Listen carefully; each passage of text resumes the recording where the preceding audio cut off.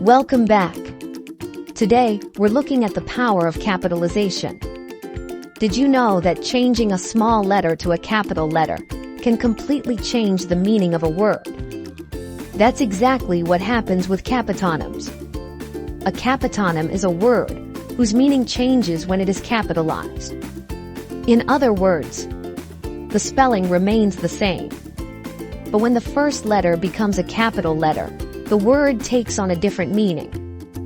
This is one reason why correct capitalization is important in English. Example: Polish versus Polish. Polish with a small p means to make something smooth, shiny, or clean.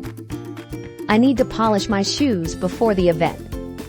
But Polish with a capital P refers to something from Poland, such as the language, people, or culture.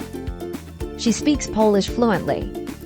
Same spelling, different meanings. The capital letter changes everything. Next is Turkey versus Turkey. Turkey with a small t refers to the bird. We saw a turkey on the farm. But Turkey with a capital T is the name of a country. Turkey is located partly in Europe and partly in Asia.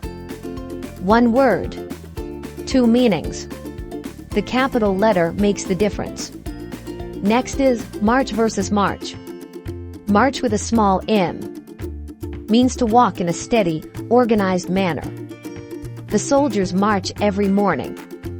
But March with a capital M refers to the third month of the year. My birthday is in March. Again, capitalization changes the meaning. Why capitonyms matter? Capitonyms teach us that capitalization isn't just about following grammar rules.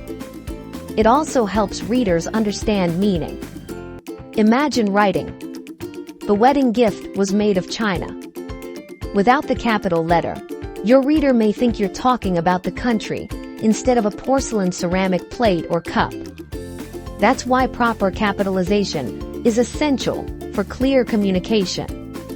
Today's challenge: can you identify the different meanings in these pairs? Mobile and mobile. Titanic and Titanic. Job and job. Then create a sentence for each meaning. It's quiz time. Which of the following is a capitonym pair? Give the difference. A. Happy and joyful. B. Hamlet and Hamlet. C. Big and small. Write your answer in the comments. Bonus question: can you use both Bill and Bill correctly in two separate sentences? Let's see your answers.